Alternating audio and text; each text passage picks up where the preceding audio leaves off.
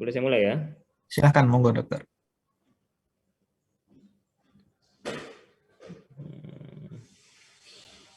Oke, Assalamualaikum warahmatullahi wabarakatuh.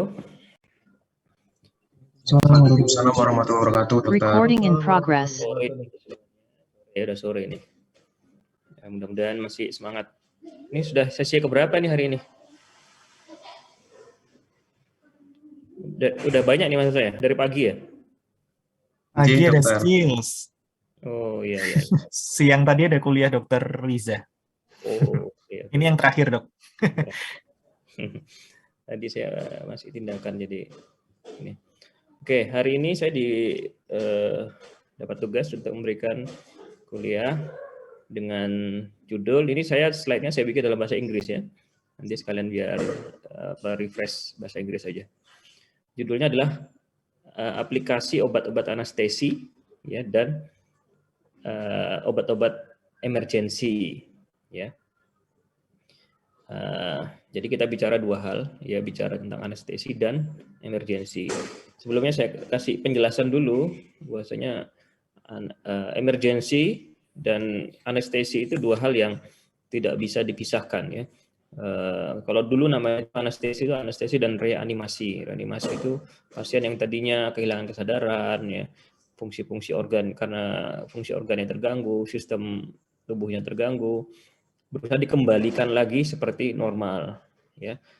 Dalam konteks pembiusan dia dikasih obat-obat bius, kemudian sistem sarafnya tertekan sehingga tersedasi, kemudian otot-ototnya dilumpuhkan sehingga dia paralisis, kemudian sistem otonomnya dimodifikasi ya, direkayasa, bisa tensinya dinaikin, diturunin, seberapa fluid dan seterusnya direkayasa sesuai dengan kebutuhan operasi, nyerinya sensoriknya ditekan maksimal sehingga tidak nyeri. Nah, nanti setelah di akhir operasi harus bisa kembali lagi ya. Kembali lagi seperti semula ya. Seperti semula. Pasien di spinal ya, kakinya nggak bisa gerak, kemudian nggak ada mati rasa. Nanti gimana caranya harus kembali seperti semula. Nah, itu anestesi ya. Sehingga anestesi itu dekat dengan emergensi karena kalau dalam kondisi anestesi itu direkayasa, dikasih obat-obatan ya, dengan manipulasi tertentu terjadi gangguan fungsi ya, atau perubahan fungsi. Kemudian dikembalikan lagi, itu analog dengan kondisi emergensi sebenarnya. Analog dengan kondisi emergensi, sehingga anestesi itu disebut dengan kondisi emergensi tapi elektif ya. Nah, agak unik nih. Emergensi yang direncanakan. Ya memang dilumpuhkan, memang nggak ditidurkan, nggak sadar, bikin sampai koma, ya napasnya dimanipulasi dengan ventilator dan seterusnya, ya. Nah itu makanya analog dengan emergensi, ya kondisi dalam pasien-pasien teranestesi itu. Makanya dulu ventilator itu berkembang dari dunia anestesi ya, ventilator resusitasi baik dewasa maupun anak-anak itu berkembang dari dunia anestesi ya. Yang namanya resusitasi itu dulu pionirnya namanya Peter Savart, yaitu orang dokter anestesi. Terus Anda kalau tahu resusitasi pada neonatus pakai skor Apgar ya. Skor Apgar itu yang menggagas itu adalah dokter anestesi. Orang dokter anestesi perempuan Amerika namanya Virginia Apgar ya. Jadi bukan dokter anak itu yang bikin Apgar skor itu. Yang bikin Apgar skor itu adalah dokter anestesi ya. Namanya Virginia Apgar, dokter anestesi, dan lain-lain lagi ya. Oke. Nah, kalau bicara tadi dalam konteks emergensi, kita mulai dari emergensi dulu, nanti terakhir baru saya bahas tentang anestesi ya. Apa itu emergensi? Kalau kita lihat gini, emergensi itu kondisi kalau dalam konteks penyakit dia suatu kontinuitas ya. Dari kondisi yang mild ya, ringan, kemudian jadi kondisi urgent ya, kemudian jadi emergency ya. Kalau mild itu contohnya pasien kalau kena COVID itu batuk, cuma keluhannya demam, batuk, pilek gitu ya. Tapi kemudian kalau sudah mulai dia rasa napasnya mulai cepat ya, walaupun belum sesek gitu ya, belum desaturasi, tapi napasnya mulai cepat, tidak nyaman, ini sudah masuk fase urgensi. Ya, atau urgensi juga bisa kita katakan dia potensial emergensi, ya. Potensial emergency. Artinya pada satu titik nanti dia akan jatuh ke kondisi emergency. Nah, emergency itu kalau sudah sesak, life threatening, ya, mengancam jiwa dalam waktu yang sangat singkat. Ya, contohnya misalkan pasien COVID udah sesak napas, ya, sesak napas hebat, ya, desaturasi, udah penurunan kesadaran, itu emergency, ya. Tapi kalau masih awal-awal, ya, masih urgensi, kita masih bisa taruh di HCU, ya.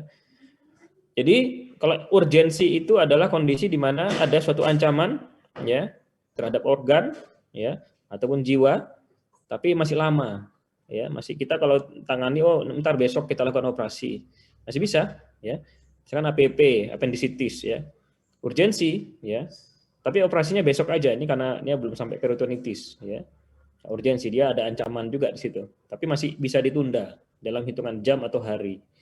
Tapi kalau emergensi itu tidak bisa, harus hitungan detik, menit, sampai hanya beberapa jam awal aja.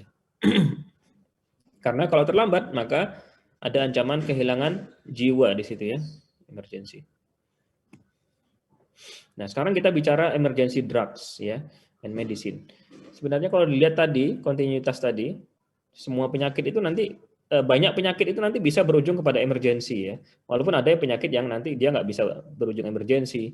Misalkan penyakit skabies, ya, rasanya nggak bisa sampai emergensi, kecuali kalau pasien yang sangat imunokompromis, kemudian jadi sepsis, misalkan, ya bukan skabies, sorry, misalnya penyakit kulit, ya, karena bakterial, ya, cuma korengan gitu, ya, karena bakterial, karena mungkin apa namanya streptococcus, ya.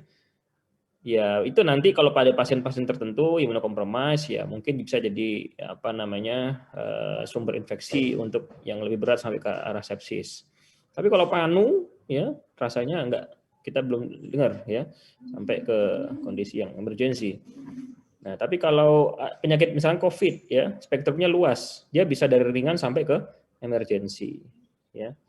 Atau ada juga kondisi emergensi yang langsung melompat nantinya, dia melompat, ya.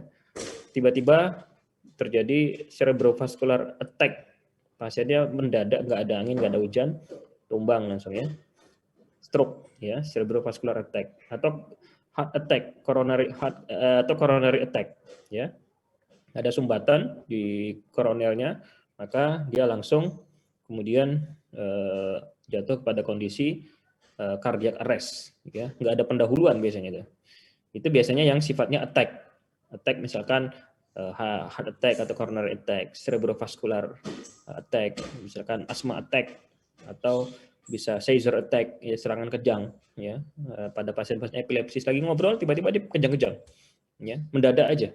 Nah, dia langsung melompat pada kondisi emergency, ya, tidak melewati fase-fase tadi dalam waktu yang cukup panjang, ya.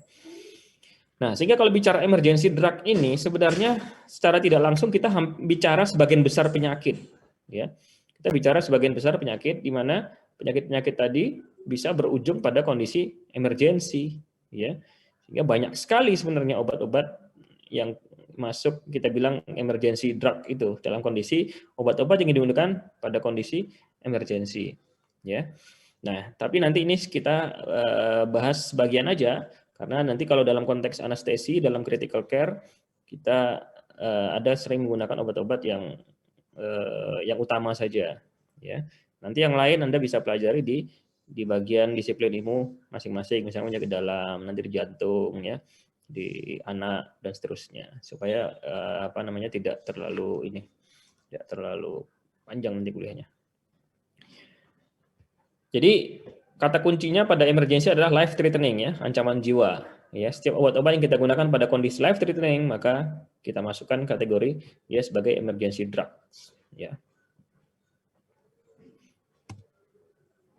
Ini tadi sama, ya, dari mild disease sampai severe sampai kepada kondisi emergency, ya, kondisi critical ill, kondisi di mana kritis pasien itu di persimpangan di antara kalau dia tidak terselamatkan maka ada nyawanya tidak terselamatkan, ya, atau dia selamat nyawanya tapi ada kerusakan organ, misalkan habis dia selamat tapi gagal ginjal, dia selamat tapi kemudian apa namanya disability, ada cacat, ya, ada lumpuh dan seterusnya, atau dia reversible, dia bisa balik kembali kepada kondisi yang turun ke sini severe, moderate sampai mild, sampai dengan sembuh, ya, dia bisa balik lagi. Oke. Ya, ini ada prinsip-prinsip ya. Kita harus dalam konsep emergency ini ada simple ya. Kita kenal dengan ada, kalau dalam kondisi emergency kita harus tahu dulu kondisi lingkungan ya, danger-nya apa. Dalam kondisi kita ketemu pasien di tengah jalan, kita harus berada di pinggir jalan dulu. Pasiennya di pinggir jalan, penolongnya di pinggir jalan. Atau kalau ada pasien kesetrum ya, kesetrum kita harus tahu kita nolong nih setrum juga nggak gitu. Ya, jangan sampai kemudian kita nolong korbannya jadi dua ya. Kayak kemarin ada kasus di depan rumah sakit nih ya. Nah, nggak ada yang berani nolong karena tidak kelihatan itu sumber kabelnya. Ya. Waktu itu perdebatan ya, karena kalau menolong itu prinsipnya harus pasien yang ditolong selamat, penolongnya harus lebih diutamakan keselamatannya supaya nggak korbannya dua. Ya. Kemudian cek respons ya, kita cek oh ini masih bernapas nggak, sadar nggak, masih bisa dibangunkan nggak, masih bisa buka mata nggak, ya. Nanti kita lihat responsnya itu dia unrespon atau respons ya. Jadi kalau dalam emergency kita nggak banyak kriteria ya, yang tercepat yang bisa kita lakukan ya supaya tidak wasting time. Jadi cek respon atau tidak respon ya. Hanya dua saja, nggak perlu kita hitung ini stupor atau GCS-nya berapa nanti ya. Dalam kondisi critical ill yang paling singkat dulu. Kalau kemudian ini baru kita lakukan pertolongan airway, breathing dan circulation, ya. Airway, breathing dan circulation. Nah, kenapa airway, breathing dan circulation? Karena tiga area ini ya yang paling berhubungan dengan life threatening, ya, yang paling mengancam jiwa. Kalau ada gangguan airway, meninggalnya paling cepat ya, lebih cepat daripada kalau ada gangguan breathing ya. Pasien kalau kecekik bakso itu atau koyor ya, masuk koyor di dalam trakeanya, itu meninggalnya lebih cepat dari pasien yang COVID desaturasi dari tadi pagi ya. Karena problemnya di airway, sedangkan pasien COVID tadi problemnya di breathing misalkan ya, kalau dia suatu ARDS. Nah, yang gangguan breathing bisa lebih cepat kehilangan jiwanya daripada circulation ya. Nah, makanya kita bikin prioritas A, B, C ya. Nah, ini adalah beberapa contoh kondisi life threatening, kondisi mengancam jiwa ya. Ada cardiac arrest, ada anafilaksis, ada asma atau asthma attack, ada bronchospasm, kemudian ada COPD ya. COPD yang serangan akut ya. Kemudian ada coronary syndrome, severe upper airway obstruction ya. Kemudian edem paru, aritmia ya, hipoglikemia, convulsive station, respiratory depression dan seterusnya ya. Nah, kalau kita lihat ini persoalannya tadi bisa ini ya. Ini ada persoalan besarnya misalkan respiratory depression ya. Ini persoalannya utamanya adalah hipoksia ya. Persoalannya adalah hipoksia. Kemudian misalkan anafilaksis, ini ada persoalan hypotension atau shock ya. Ada persoalan shock di sini, persoalan sirkulasi ya. Sirkulasi di sini misalkan anafilaksis, kemudian aritmia ya. Kemudian coronary syndrome itu masuk dalam persoalan sirkulasi. Nah, jadi sebenarnya kondisi life threatening itu nanti tergantung mau dibagi berdasarkan apa ya. Kalau ini kan berdasarkan aritmia ya, kondisinya yang umum sekali. Ada gangguan irama di situ. Nanti macam-macam aritmia, ada ventricular takikardi, ventricular fibrilasi, ya bisa suatu AV block dan seterusnya. Aritmia nanti dibagi macam-macam. Ada yang letal dan ada yang tidak. Nah, life threatening adalah aritmia yang sifatnya letal, VT, VF ya. AV block derajat 3 ya, itu juga cukup mengancam ya, harus segera ditangani dan lain-lain ya. Kemudian ini adalah beberapa contoh ya. Nah, ini adalah beberapa kondisi yang tidak mengancam jiwa ya, bisa kita katakan ini bisa masuk nanti pada kondisi urgensi atau hanya kondisi biasa atau elektif ya. Misalkan nausea ya, pasiennya mual-mual ya.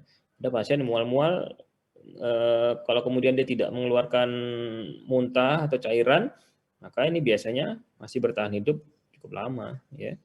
Pasien-pasien dispepsia itu kan setiap hari ya terasa mual dia. Nah, tapi dia tidak sampai mengancam jiwa atau mengancam organ tubuhnya. Vomiting Nah, vomiting muntah ya. Muntah ini nanti kita lihat. Kalau muntahnya profuse ya, ini muntahnya banyak berkali-kali ya, sampai puluhan kali dalam sehari dan selalu keluar air ya, atau bahkan keluar darah ya.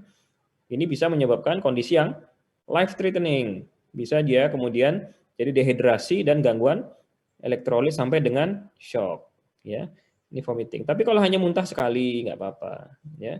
Tapi kalau dia muntah kemudian muntahnya proyektil misalkan, itu pertanda bahwasanya ini ada persoalan peningkatan tekanan intrakranial. Jangan-jangan muntah ini hanya suatu simptom dari kondisi yang life threatening. Apa? Ada ancaman herniasi di intrakranial ya, herniasi di intrakranial. Nah, makanya sebenarnya tadi kita nggak bisa pisahkan. Muntah itu kita lihat, muntah kalau cuma satu kali kondisi biasa, non life threatening. Kalau sudah 4 kali, 5 kali mungkin sudah urgent. Kalau sudah sampai puluhan kali bisa masuk kepada kondisi life threatening. Oke.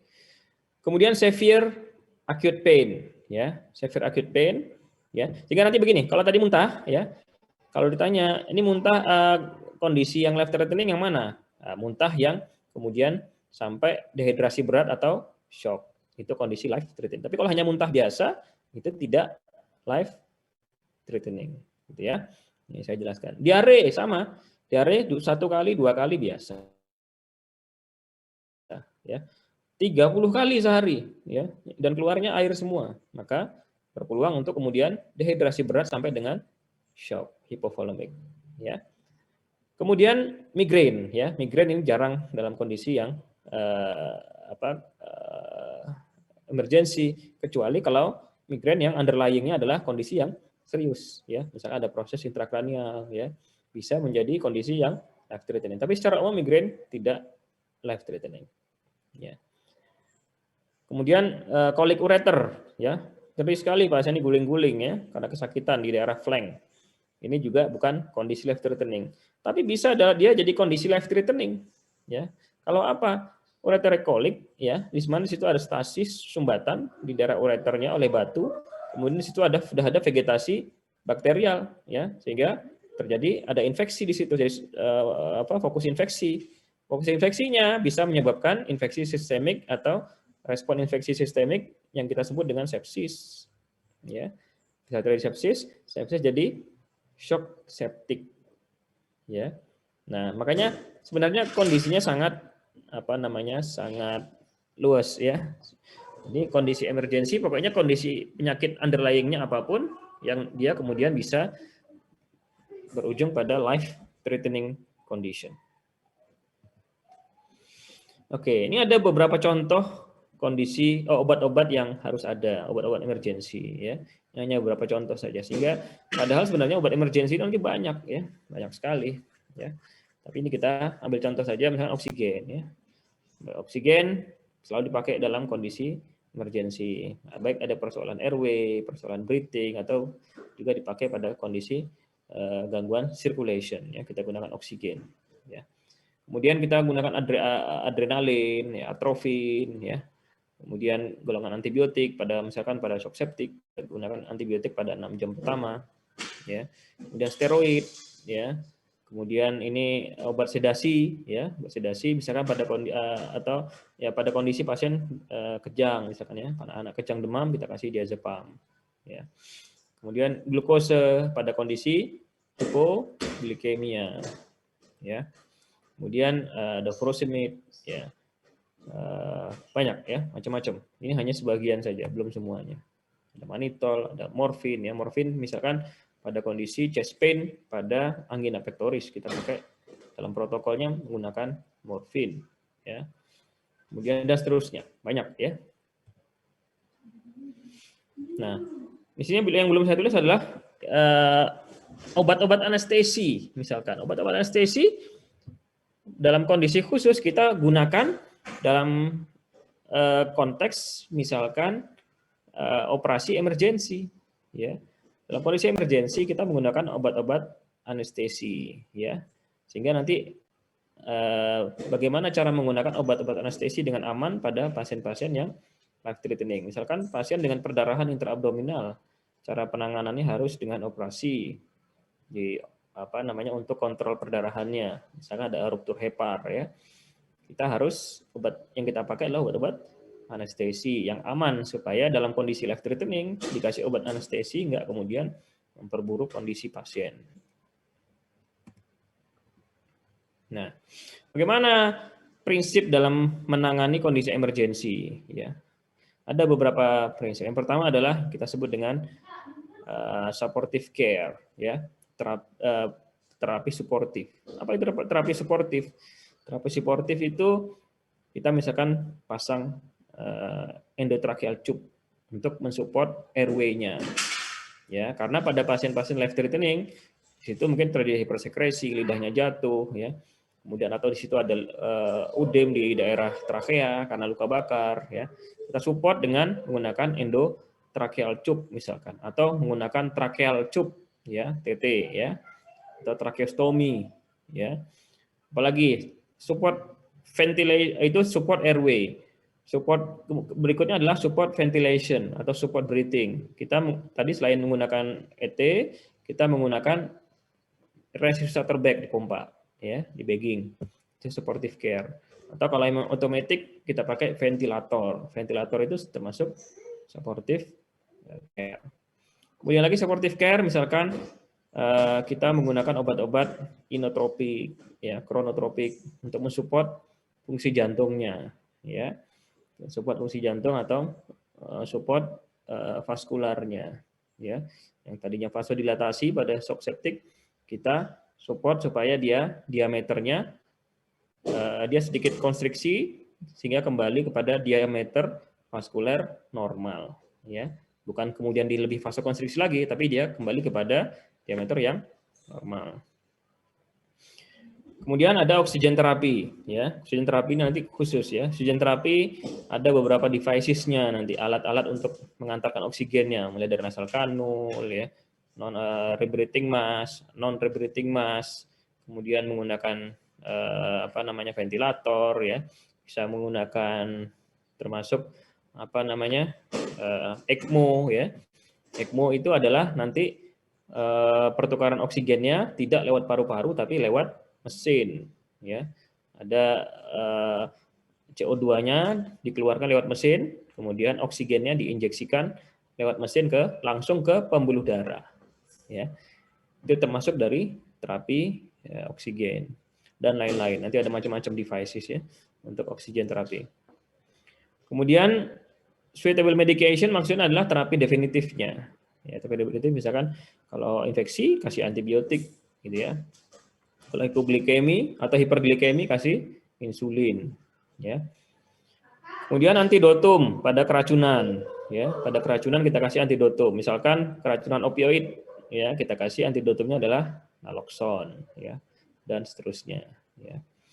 Kalau gigitan ular, ya, kita kasih antibisa, ya. Antibisanya kita kasih. Kemudian vital sign monitoring. Monitoring pada pasien life threatening kita lakukan secara beat to beat, dari detik ke detik, ya, sehingga harus dengan pemantauan super ketat intensif, ya, karena pada pasien-pasien dengan kondisi life threatening, terancam jiwanya, itu sangat mudah jatuh kepada kondisi yang tidak terselamatkan lagi. Kemudian pembedahan jika dibutuhkan, ya.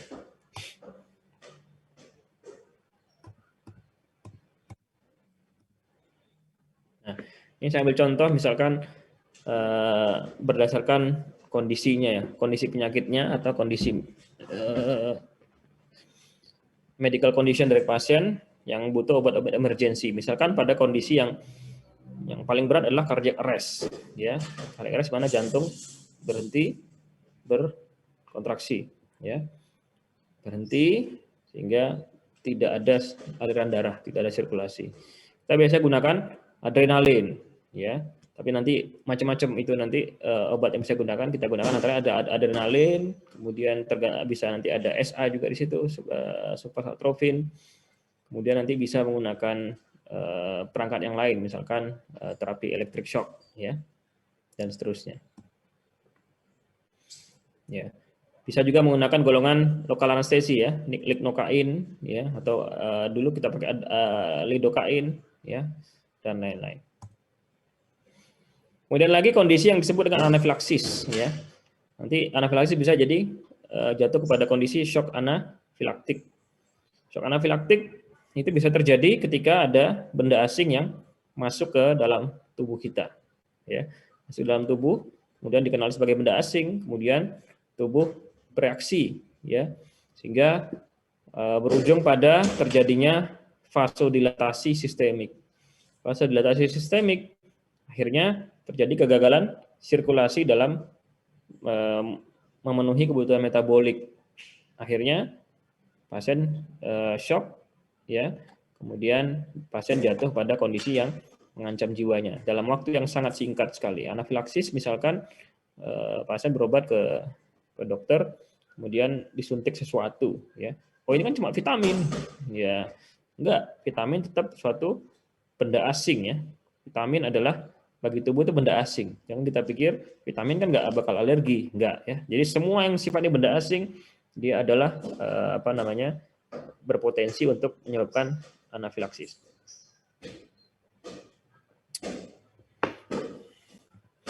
Nah, pada kondisi anafilaksis yang kita gunakan juga sama adrenalin ya. Adrenalin kita gunakan sebagai obat utamanya. Kemudian kita bisa gunakan oksigen, kita gunakan juga loading cairan ya.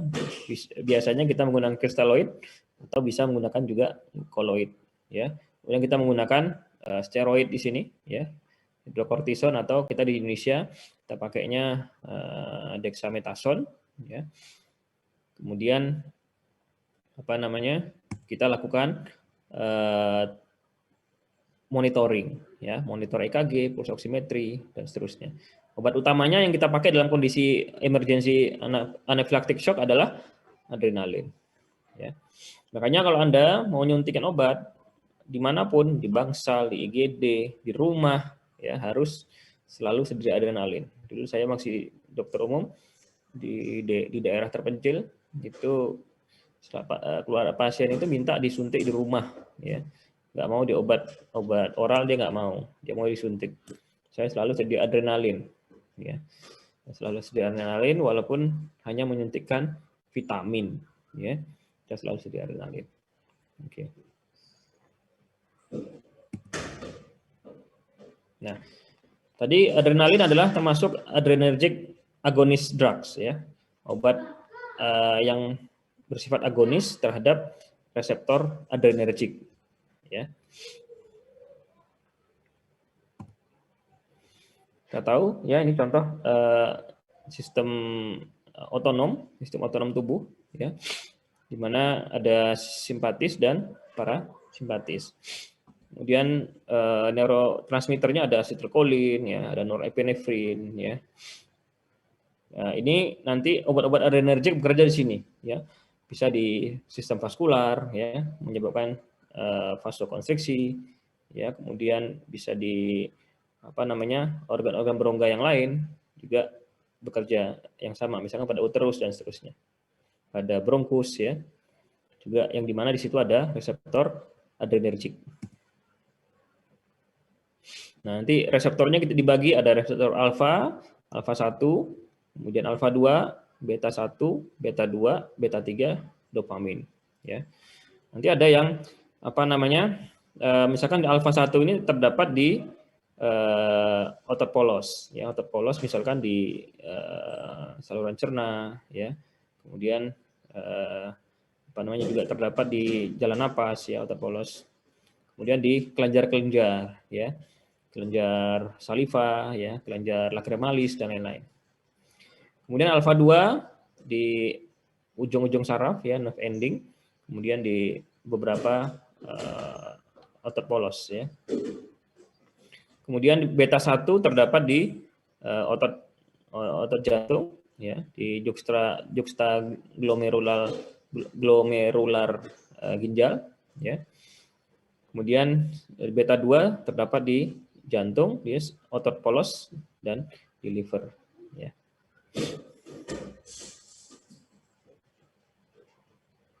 Sehingga nanti kalau reseptor betanya misalkan kita blok ya pada penggunaan misalkan propanolol ya, beta blocker. Nanti pada pasien-pasien yang juga diberi beta blocker seperti yang tidak selektif, kemudian dia memiliki asma, ini bisa kontraproduktif ya. Sehingga kalau dikasih propanolol pada pasien asma, kardiak irama jantungnya terkendali, tapi kemudian terjadi bronkospasme misalkan. Ya.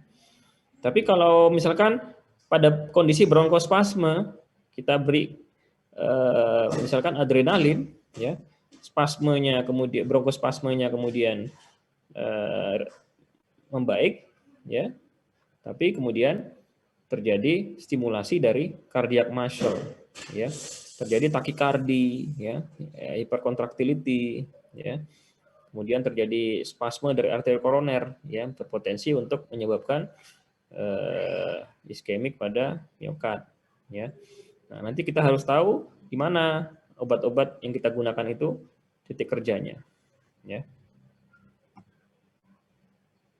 Ini detailnya dari yang tadi saya singgung. Lanjut aja. Nah, misalkan pada kondisi cardiac arrest, ya, cardiac arrest kita gunakan adrenergic drugs, ya. Yang utama adalah kita gunakan epinefrin, ya, epinefrin. Begitu pasien cardiac arrest kita lakukan CPR, kita lakukan kompresi, ya, kompresi, kemudian nanti di sela-selanya setelah 2 siklus maka kita suntikan epinefrin, ya, tiap 3 sampai 5 menit sampai pasien kembali pada kondisi sirkulasinya berfungsi spontan lagi, ya, jantungnya bisa berdetak lagi, kemudian bisa mengalirkan darah sampai ke perifer, ya. Terus lagi belum, kita masih bisa ulang beberapa kali, ya. Juga dalam kondisi cardiac arrest kita juga menggunakan amiodaron atau lidocain, ya. Kemudian kita menggunakan perangkat lainnya yaitu electric therapy atau kita kenal dengan kita menggunakan DC shock, ya. Nanti kebutuhannya tergantung, ya. Nah, kondisi-kondisi yang bisa menyebabkan cardiac arrest ini banyak nih, ada yang dikenal dengan ini 1 2 3 4 5 6. Ya, 6H sama 5T, ya. Yaitu hipovolemik. Ya, hati-hati kalau ketemu pasien hipovolemik, itu berpotensi untuk kemudian life threatening, ya. Kalau ketemu pasien anak-anak diare itu harus waspada, ya. Harus ditangani cepat dan serius, ya. Bisa berujung kematian, ya. Kemudian muntah profuse misalkan, ya, perdarahan, bisa terjadi hipovolemia. Atau hipoksia pada serangan asma, ya, pada sumbatan jalan napas karena benda asing, ya, hipoksia itu bisa menyebabkan kondisi life threatening. Kemudian gangguan asam basa, ya, pada kondisi asidosis, ya, shock bisa, ya, pada kondisi shock bisa berujung pada asidosis. Kemudian hipoglikemia, ya, hipoglikemia lebih berbahaya daripada hyperglikemia, ya. Hipoglikemia juga kondisi yang life threatening, ya. Sehingga kalau Anda dihadapkan pada kondisi ini nggak tahu, ini riwayat pasien dengan riwayat DM tiba-tiba pingsan misalkan. Anda berpikirnya apa? Hipo dulu atau hiper? Ya, berpikirnya hipo dulu. Sehingga kalau Anda kasih langsung berpikirnya ngasih dulu glukose, ya, atau dextrose, ya. Kalau ternyata dia hiperglikemi dikasih dextrose nggak apa-apa, tidak lebih berbahaya daripada Anda kebalik. Anda mikirnya hiperglikemi, Anda kasih insulin. Kalau dia ternyata hipoglikemi, tambah drop gula darahnya, ya. Nah, jadi logika dalam kondisi life threatening harus begitu, ya.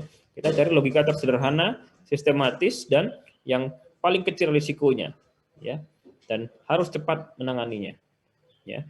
Itu dalam prinsip dalam kondisi emergensi, ya. Jadi dalam kondisi emergensi kita nanti bisa saja kita harus trial and error, tapi dalam trial and error kita harus pilih mana yang resikonya paling kecil. Kalau Anda mau cari misalkan alat pengukur gula darah nggak ada di rumah, ya, tapi tahu ini pasiennya dengan pasien riwayat DM, ya, Nah, pingsan dia tiba-tiba, ya. Kalau dia masih ngeliar-ngeliar, masih bisa minum, Anda kasih minum gula, ya. Kasih yang manis-manis. Ya. Daripada kemudian dikasih insulin, kebalik ya, bisa berbahaya. Oh, ternyata ini gula darah tambah naik, gak apa-apa, tinggal diturunin, ya. Tinggal diturunin. Tapi kalau hipoglikemi ditambah lagi, tambah hipoglikemi tambah berbahaya, bisa cardiac arrest ya, cepat sekali. Kemudian hypo atau hiperkalemia, ya. Hipo dan hiperkalemia sama berbahayanya, ya. Biasanya pada pasien misalkan CKD ya, chronic kidney disease. Ya. Itu apa namanya? Itu terjadi bisa berujung kepada cardiac arrest ya. Sehingga biasanya pasien-pasien sudah CKD belum cuci darah ya, kaliumnya tinggi, maka bisa cardiac arrest mendadak ya. Nah, ini ini juga kondisi yang life threatening atau hipokalemi. Kaliumnya rendah 1, wah bahaya banget itu ya. Bahaya banget, pasti sudah ada persoalan serius di jantung, di irama jantungnya ya. Kemudian hipotermia. Hipotermia juga kondisi yang life threatening. Kemudian tension pneumotorak ya. Tension pneumotorak di mana ada kebocoran dari ruang pleura ya. Kemudian udara masuk ke dalam intrapleura dan terperangkap di situ, tidak bisa keluar. Ya, ini kondisi yang life threatening, harus ditolong segera. Ada hipoksia dan gangguan sirkulasi di situ. Kemudian tamponade ya, tamponade jantung. Kemudian ada toksin ya, keracunan. Keracunan ini banyak sekali dimensinya.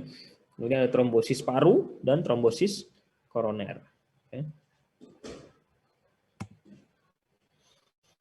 Nah, kalau norepinefrin ya kita biasa gunakan di kondisi septic shock ya.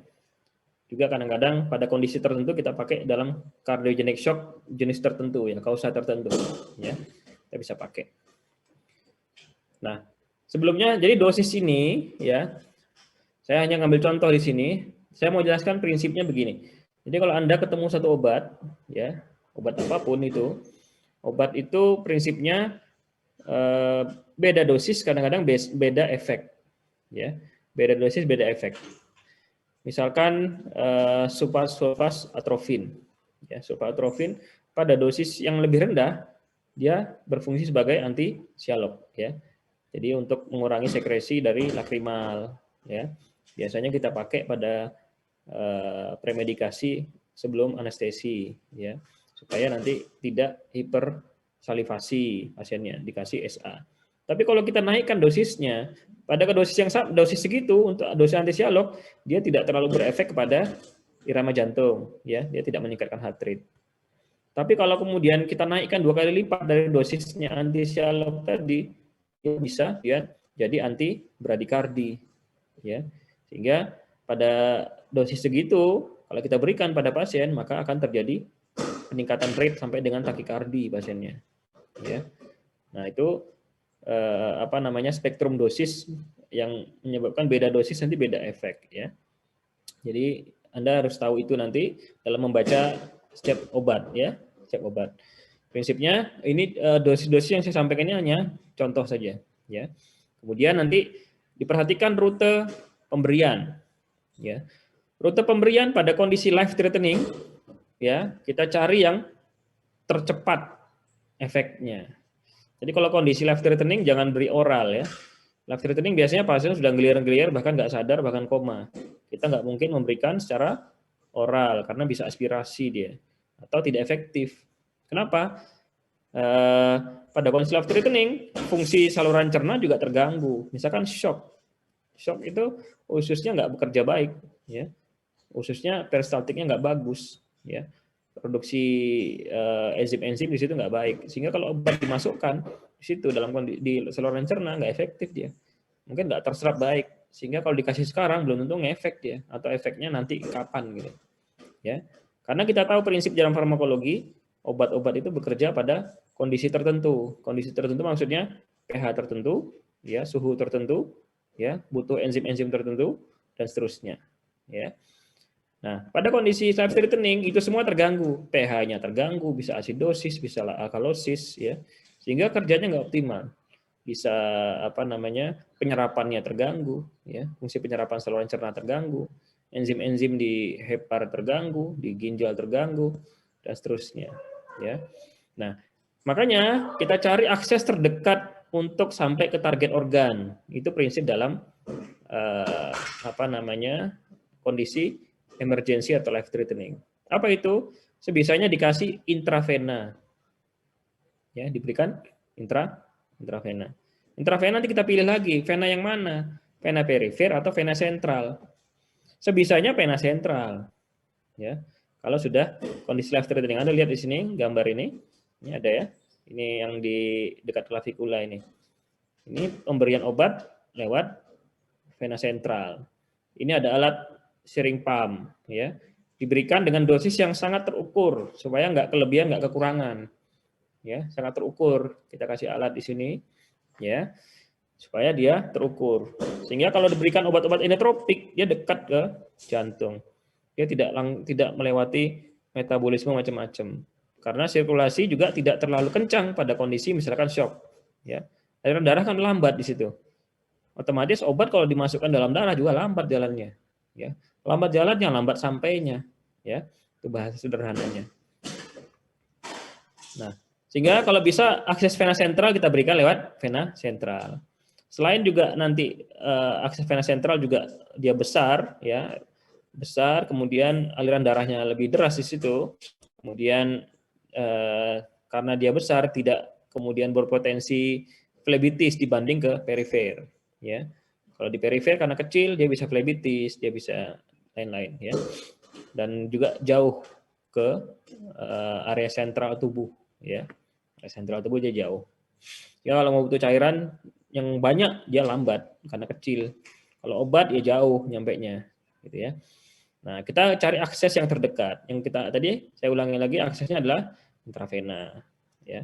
Atau intravena itu nanti kita bagi yang sentral atau perifer. Sebisanya di sentral. Kalau nggak bisa ya di perifer dulu. Nanti sambil kita pikirkan sentral. Oh, ternyata udah kolaps semua. Pasien datang misalkan sudah dengan perdarahan sekian lama, udah shock hipovolemik. Vaskularnya kolaps semua. Atau anak-anak diare. Anak-anak diare sampai terlambat, udah sampai shock, baru dibawa ke rumah sakit. Cari infus dari semua nggak dapet. Ya. Apa yang kita lakukan? Kita berikan intraoseus. Ya. Dimasukkan intraoseus supaya mendapat akses lebih cepat dibanding oral, ya. Orang kan lama tuh, ya. Oh kan bisa cairan kalau pasien udah koma kita nggak bisa lewat oral, ya, karena saluran cernanya sudah peristaltiknya terganggu, absorpsinya terganggu. Dimasukin di situ malah kemudian nggak terserap, ya, numpuk hanya di rongga saluran cerna saja, nggak masuk ke sistemik, ya. Jadi kita cari yang aksesnya terdekat. Atau ada akses-akses khusus yang lain. Misalkan obat-obat via ruang epidural, via intratekal, ya. Kemudian akses-akses yang lain, ya. Bisa langsung bypass ke gaster lewat gastrostomi, ya. Atau akses-akses khusus lainnya. Ya, sebisanya prinsipnya adalah bagaimana memberikan obat lewat akses yang tercepat yang bisa sampai dan menimbulkan efek juga cepat, ya, itu kepada kondisi life threatening. Contohnya dopamin, dobutamin, ya, pada kita gunakan pada kasus-kasus jantung, ya. Di mana dopamin punya efek di reseptor beta 1 dan reseptor alfa dan juga reseptor dopaminergic. Nah, ini saya contoh tadi, ya. Misalkan jadi satu obat itu punya efek banyak, ya. Saya ambil contoh di sini, efedrin, ya. Efedrin itu berefek di reseptor adrenergik, ya. Dia bisa menyebabkan vasopresor, ya, konstriksi dari pembuluh darah. Dia juga bisa menyebabkan bronkodilatasi pada bronkus. Dia juga bisa dekongestan, ya, obat batuk, ya. Nah, sehingga sebenarnya prinsip dalam obat-obatan itu adalah satu obat itu ada istilah efek samping, ya. Efek samping itu adalah sebenarnya bukan efek samping itu dalam arti mutlak, ya, tapi dalam arti relatif. Contohnya, maksudnya apa? Kalau saya pengen ngobati batuknya pasien pakai ephedrine misalkan, ya, kongesti, ada kongesti di daerah nasal misalkan, ya, di kongestan. Jadi ada kongesti daerah nasal. Kemudian saya pakai ephedrine, otomatis saya tidak butuh efek bronkodilatornya dan saya tidak butuh efek misalkan vasopresor, ya. Nah, sehingga bisa kita katakan nanti yang berkaitan dengan vasopresornya, tensinya jadi naik, itu efek samping, ya. Tapi kalau saya menggunakan ephedrine pada kasus spinal, ya, pasien spinal sesar, kemudian hipotensi dia, tensinya turun karena efek dari blok spinalnya itu. Maka yang saya harapkan adalah efek vasopresornya dalam rangka menaikkan tensinya. Efek bronkodilatornya saya nggak perlu. Efek dekongestannya saya nggak perlu. Sehingga efek-efek yang tadi ini kita katakan efek samping, ya. Nah, sehingga makanya kadang-kadang kalau dalam konteks yang lebih basic, obat itu sebenarnya efeknya tergantung kita mau gunakan buat apa, ya. Makanya dalam konteks obat emergensi itu sebenarnya banyak sekali, ya. Banyak sekali, tergantung kita mau ambil efek yang mana dalam kasus apa, ya. Klonidin, ya, klonidin ini golongan yang bekerja di vaskular juga, ya. Dia bisa menyebabkan hypertension, withdrawal benzodiazepine dan seterusnya, albuterol dan seterusnya juga. Ini dia bisa digunakan untuk bronkodilator, ya, untuk relaksasi uterus dan seterusnya. Ya, tergantung nanti efeknya. Oke, sampai sini ada yang mau tanya sebelum saya lanjut ke obat-obat anestesi? Silakan kalau yang mau tanya.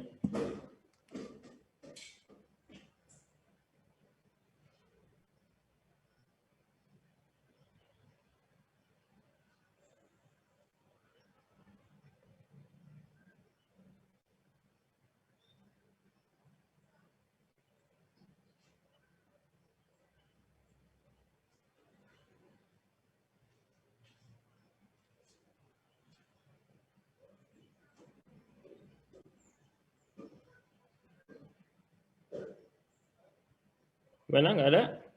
Belum ada sepertinya, dokter. Ya.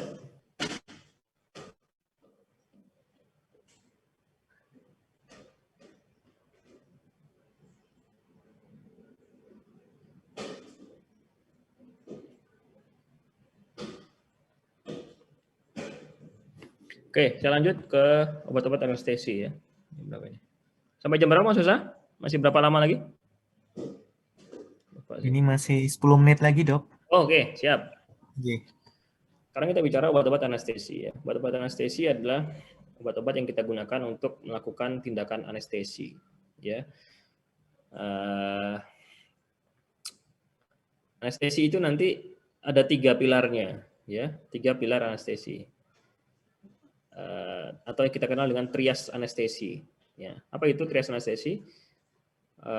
Sedasi, analgesi, dan relaksasi, ya. Sedasi, analgesi, dan relaksasi. Sehingga kalau kita melakukan anestesi, ya, dalam konteks sebenarnya anestesi umum, ya, general anesthesia. General anesthesia, kita harus mencapai trias tadi, ya. Kalau kita melakukan anestesi umum, berarti kita melakukan sedasi pada pasiennya. Ya, pasiennya harus tersedasi, tidur sampai dengan stadium anestesi. Kemudian kita memberikan analgesi. Pasiennya waktu dilakukan insisi kulit dan organ-organ lainnya, dia tidak terasa nyeri. Kemudian kita melakukan relaksasi otot supaya nanti medan operasinya, kemudian operator dokter bedahnya mudah untuk melakukan manipulasi, ya, sehingga operasinya bisa berjalan dengan mudah. Itu kalau general anestesi. Tapi pada kondisi misalkan regional anestesi, ya, mungkin kita tidak melakukan sedasi karena pasiennya sadar. Ada satu pilar lagi penggantinya namanya yang disebut dengan kontrol otonom, ya, kontrol otonom. Jadi kita pada regional anestesi, misalkan pada spinal anestesi, kita melakukan analgesi, ya, kita melakukan relaksasi otot ya, otot-ototnya relaksasi semua, dan kemudian kita melakukan kontrol otonom. Kenapa kontrol otonom? Pada waktu spinal anestesi itu terjadi blok pada sistem saraf simpatiknya. Saraf simpatiknya keblok, maka kemudian terjadi vasodilatasi ya. Sehingga vasodilatasi tadi bisa bikin tensinya turun ya. Bisa sampai dengan shock pasiennya. Nah, kita kemudian melakukan kontrol sistem otonomnya. Kita beri obat-obat yang sifatnya vasokonstriktor, meningkatkan kontraktilitas miokard dan seterusnya. Ya. Sehingga tetap pada kondisi dia trias anestesi ya. Walaupun pada kondisi regional anestesi kita juga kadang-kadang melakukan tambahan memberikan sedasi ringan sampai dengan sedang. Pasiennya di spinal terus kita kasih obat-obat sedasi dia tidur. Ya, tidur ringan aja. Tidak sampai ke dalam stadium anestesi. Ya. Kalau stadium anestesi itu tidur yang dalam sekali. Ya. Tidur yang dalam sekali. Nanti kalau pada stadium anestesi itu dia RW-nya pasti udah terganggu. Kita harus support RW-nya. Kalau enggak nanti dia bisa usia. Ya. Nah, tadi salah satu apanya adalah sedasi ya. Nah, obat-obat yang kita gunakan untuk sedasi antara lain adalah benzodiazepin. Ya. Benzodiazepin misalkan contohnya diazepam, ya, midazolam, lorazepam. Ya. Benzodiazepin itu titik kerjanya di reseptor GABA. Ya. Nah, antidotumnya apa? Flumazenil namanya. Flumazenil ini adalah antagonis daripada reseptor benzodiazepin. Atau kadang-kadang kita bisa sebut dia antidotum dari benzodiazepin. Kalau ada orang keracunan atau intoksikasi diazepam atau midazolam atau lorazepam, ya, pasien depresi minum lorazepam banyak sekali, ya, sampai mencapai atau melampaui ambang batas dosis toksik, maka dia kemudian terjadi intoksikasi benzodiazepin. Nah, antidotumnya adalah flumazenil. Ini hanya contoh dosis ya. Nanti bisa di ini lagi dibaca lagi. Sini saya hanya menjelaskan perbedaannya ya. Ketika diberikan dosis berbeda maka efeknya berbeda. Kalau dosis yang lebih tinggi 0,2 mg ya, lebih tinggi ya. Dia bisa untuk ini tapi oral, sorry. Ini contoh misalkan midazolam ya. Midazolam pada dosis yang kecil dia efeknya sedasi aja, tidur ya, tidur ringan ya sampai dengan sedang. Tapi kalau untuk kita naikkan dosisnya ya sampai 10 kali lipat daripada dosis sedasi, maka efeknya pasien bisa tidur sampai kepada stadium anestesi ya. Sehingga di situ mungkin kesadarannya sudah dibangunkan nggak bisa, nggak respon. Lidahnya sudah jatuh ke orofaring ya, hipersekresi ya. Sehingga kalau kayak begini pada dosis sebegitu kemudian nggak dilakukan support airway, breathing ya, pasiennya bisa kemudian meninggal hipoksia ya. Bisa meninggal hipoksia. Nah, tapi kalau ada didampingi dokter, apalagi dokter anestesi, dia ngerti ya nggak apa-apa. Justru memang midazolam kita gunakan untuk induksi dalam pekerjaan sehari-hari dalam konteks melakukan anestesi umum. Ya. Jadi titik poinnya adalah beda dosis, beda efek seperti yang saya jelaskan tadi ya. Jadi setiap obat itu nanti kegunaannya bisa dose dependent istilahnya, tergantung apa dosisnya. Sehingga dosisnya berbeda, efeknya juga berbeda, kepentingannya juga berbeda. Nah, nanti kita gunakan midazolam misalkan Anda mau pada kasus-kasus bisa kita gunakan juga pada kasus-kasus kejang ya. Kita bisa gunakan diazepam ya. Ini kan dalam konteks anestesi ya. Kita gunakan diazepam untuk konteks anestesi. Bisa kita gunakan dalam konteks emergensi untuk kejang ya. Pada pasien kejang kita kasih diazepam.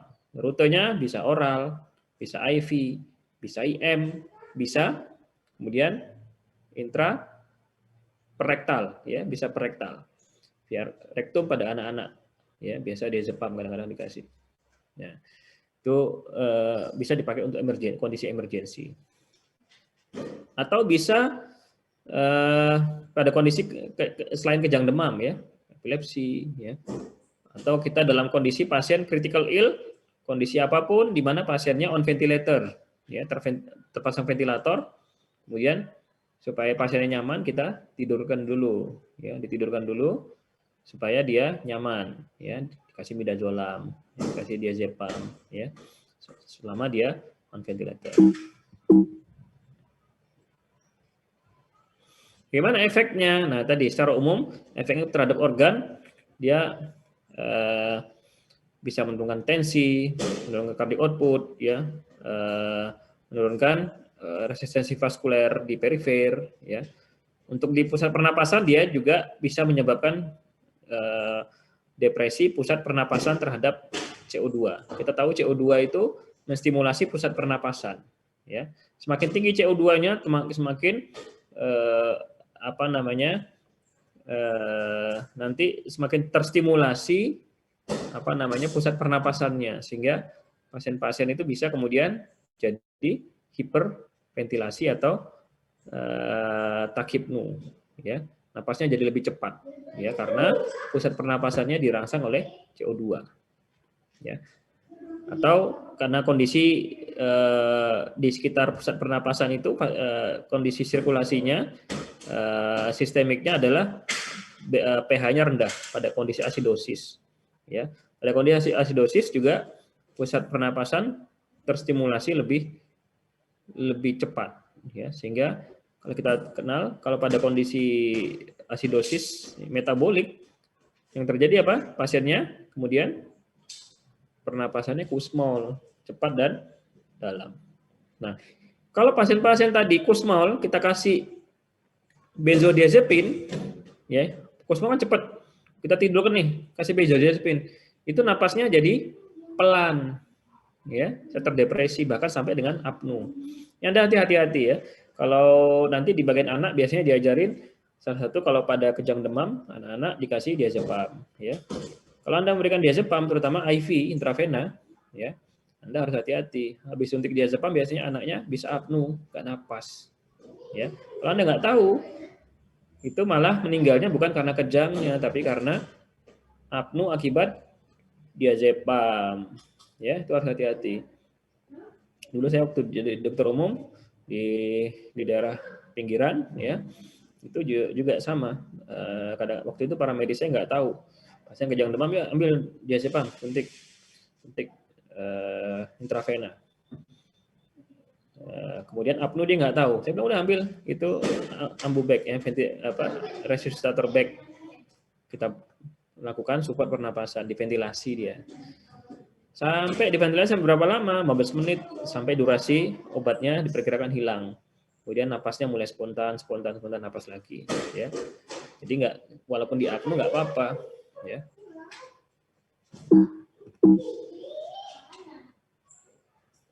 Kemudian ketamin, ya, ketamin ini obat lama, tapi sampai sekarang masih digunakan.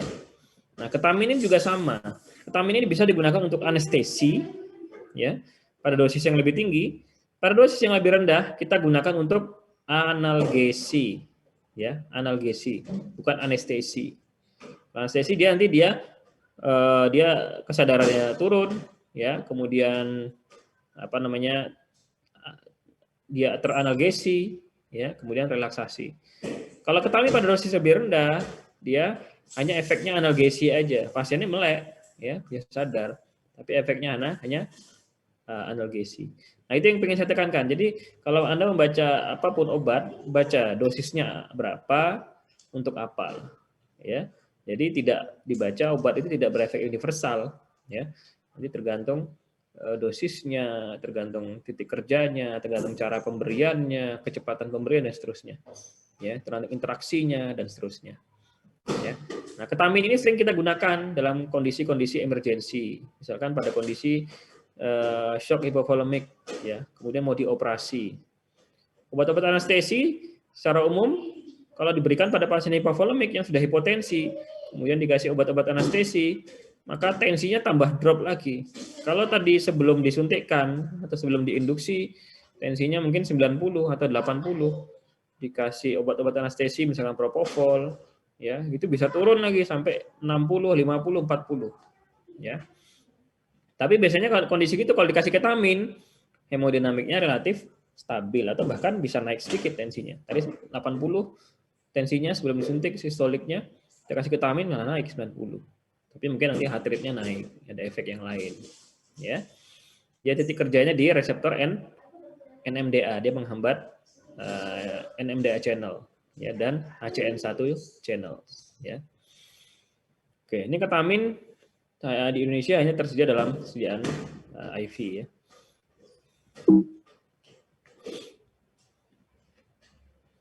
Nah, ini obat-obat yang lain ya, ada etomidate. Etomidate sekarang di Indonesia sudah nggak ada propofol masih ada, ya. Ini kita bisa gunakan untuk induksi anestesi, bisa untuk maintenance anestesi, ya, bisa untuk hanya sedasi aja, ya, dengan dosis lebih kecil hanya untuk tidurin aja. Propofol ini dulu digunakan sama Michael Jackson, ya, meninggalnya karena propofol ini. Dia gunakan propofol di rumah, ya, memang sudah sehari-hari dia insomnia. Propofol itu kalau dipakai tidurnya itu nyaman, ya. Nah, cuma efeknya dia bisa depresi pusat pernapasan dan mengganggu hemodinamik. Mungkin Michael Jackson meninggalnya karena hipotensi atau bisa jadi karena apnu, ya. Apnu nggak ada yang nolong, ya. Jadi cardiac arrest dia. Propofol. Dexmedetomidine ini relatif baru, lebih nyaman, ya, tapi harganya cukup mahal. Ini bisa kita gunakan untuk induksi maupun maintenance. Juga bisa untuk analgesi, ya. Nah, makanya nanti obat-obat itu berkembang dia. Ini sini kan hanya untuk induksi maintenance. Bisa juga untuk analgesi ini, ya, atau prosedur awake anesthesia namanya. Pasiennya teranestesi tapi dia sadar, bisa mengikuti perintah, ya. Pasien dokter bedahnya kerja, ya, misalkan pada kraniotomi gitu, ya. Kraniotomi, kraniumnya dibolongin, ya. Kemudian nanti dokter bedahnya kalau menstimulasi titik-titik tertentu dia kan harus tahu respon pasiennya, ya. Nah, makanya pasiennya harus dalam kondisi sadar. Misalkan nanti selama operasi dokter bedahnya ngoprek-ngoprek daerah cerebral misalkan, ya. Dia pengen tahu nih titik sini titik motorik apa bukan. Pasien disuruh melakukan tindakan motorik, ya. Mereka kasih stimulasi tertentu dan seterusnya. Itu yang disebut dengan awake anesthesia. Pasiennya di anestesi tapi dia sadar. Nanti banyak itu dalam dunia anestesi, nanti kita bisa lakukan itu. Nah, ini dari propofol, ya. Propofol bisa menurunkan tensi, dia bisa bikin depresi pusat pernapasan, ya. Jadi kalau nanti Anda koas stase anestesi, Anda bisa lihat pasien kalau dikasih propofol langsung apnu dia. Dia tidur lalu apnu, ya. Kemudian di cerebral dia menurunkan aliran darah otak, ya. Sehingga ini nanti ada kepentingannya untuk operasi di daerah intrakranial, ya, untuk menurunkan tekanan intrakranial dan seterusnya.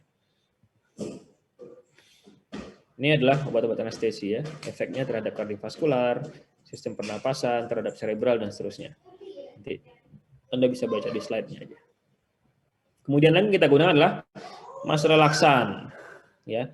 Pelumpuh otot juga kita gunakan dalam kondisi emergensi. Apa gunanya pelumpuh otot?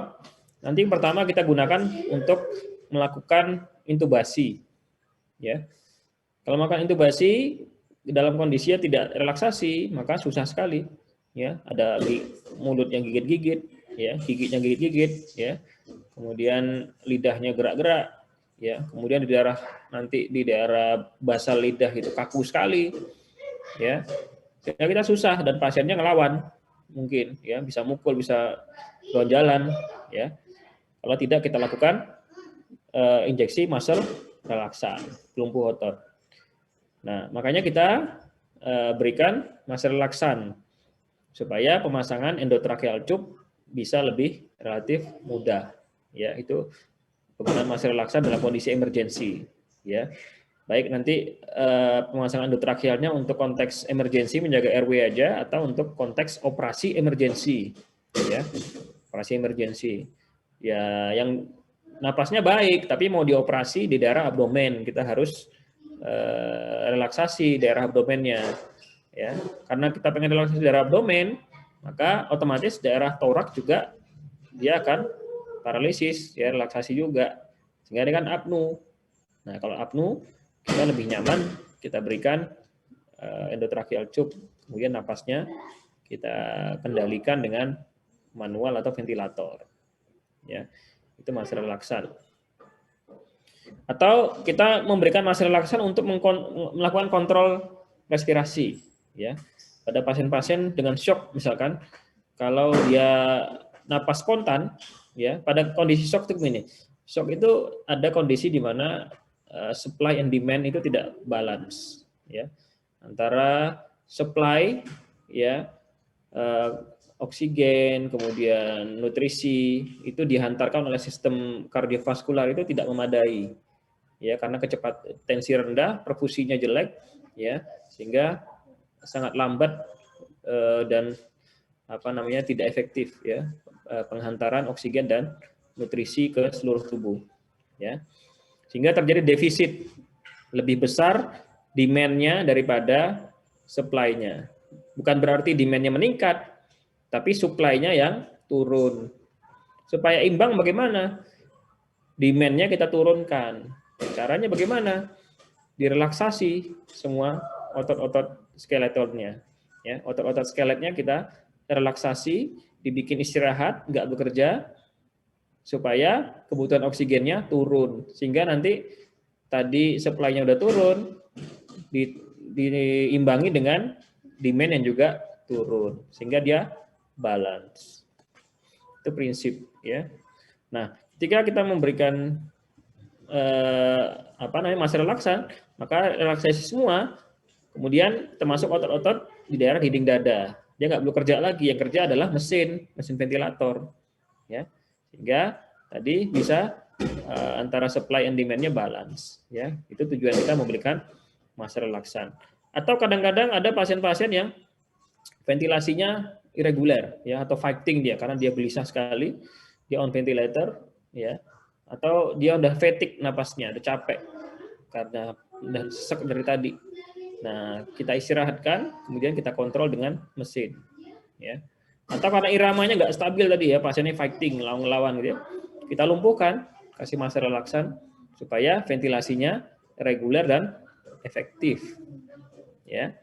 Itu beberapa fungsi dari muscle relaksan, ya. Muscle relaksan ada dua, ada yang golongan depolarisasi dan golongan non depolarisasi, ya. Golongan depolarisasi dulu masih ada sekitar tahun 2010, 2011 gitu terakhir, ya. Setelah itu ya nggak ada di Indonesia, ya. Kalau depolarisasi, ya, dulu namanya acetylcholine, ya, succinylcholine. Dia cara kerjanya, kalau kita lihat di sini, ini adalah gambar neuromuscular junction, ya. Neuromuscular junction, ini adalah end plate, ya, ini akson, ya. Kemudian ini ada ini vesicle ini melepaskan, mengandung acetylcholine dan nanti dilepaskan ke neuromuscular junction ini, celahnya itu. Kemudian acetylcholine ini berikatan dengan reseptornya di sini. Jika terjadi berikatan acetylcholine berikatan dengan reseptornya, ya, maka akan terjadi depolarisasi. Depolarisasi nanti membuat terjadinya kontraksi. Tapi kalau succinylcholine, dia juga bisa berikatan di reseptor acetylcholine ini. Tapi efeknya bukan kontraksi, tapi malah nanti dia membuat relaksasi, ya, kebalikannya. Walaupun nanti dia ada fase sebelum dia lumpuh, dia ada fase nanti fibrilasi, ya. Jadi nanti kalau dulu tuh kalau dikasih succinylcholine, dia kayak seluruh tubuhnya bergetar dari kepala sampai kaki. Itu sangat tipikal, ya. Kalau non depolarisasi, ya, dia tadi beda, ya, dengan succinylcholine cara kerjanya. Kemudian nanti ada berdasarkan ini ada yang golongan depol, succinylcholine sekarang sudah nggak ada di Indonesia, ya. Untuk non depol ada atracurium, atracurium, vecuronium. Ini dibagi berdasarkan aksinya, ada yang short acting, intermediate, ada long acting, itu pancuronium, ya. Pancuronium sekarang sudah jarang sekali di Indonesia, rata-rata pakainya adalah vecuronium, dan Atracurium. Ya. Sisa Atracurium juga nggak familiar di sini.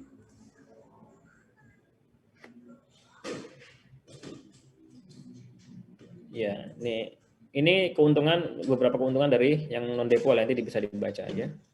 Dari fasikulasi ya. Ini kalau fasikulasi itu khas pada yang depolarisasi ya. Kalau pada non dipol dia tidak ada fasikulasi. Yang tadi saya bilang kayak bergetar di seluruh badannya. Nggak ada fasikulasi pada yang non dipol.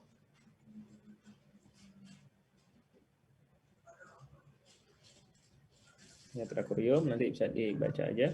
Oke.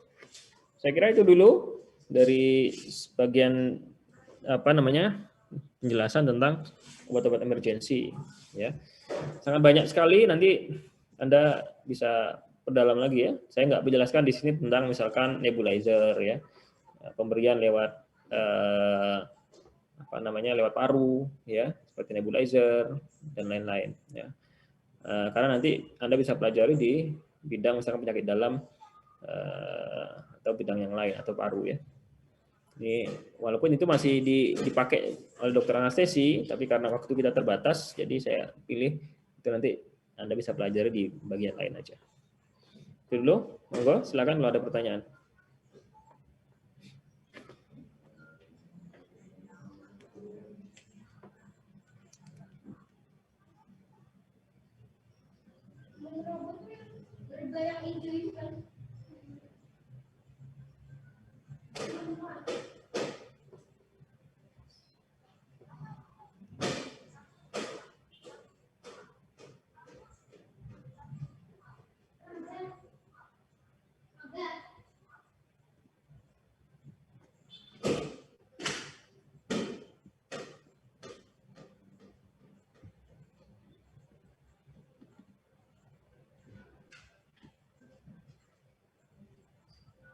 Gimana? Belum ada yang nanya? Belum sepertinya, Dok. Ya, gimana Mas Musa? Oke, sampun dok, kalau misalnya nggak ada yang bertanya, kita dapat akhiri, karena sudah jam 4:30 juga. Oke, ya. Terima kasih, nanti pelajari lagi ya. Jadi ya supaya nanti bisa lebih dalam, nanti slide-nya bisa saya kasih lewat Mas Musa ya. Matur nuwun Dr. Said atas kehadirannya pada sore hari ini. Ya, mudah-mudahan Kita bermanfaat. tutup dengan bacaan kifaratul majelis. Subhanakallahumma wa bihamdika asyhadu an la ilaha illa anta. Baik, matur nuwun dokter. Ini saya tutup nggih. Oke, Assalamualaikum. Salam. Terima kasih, Dok.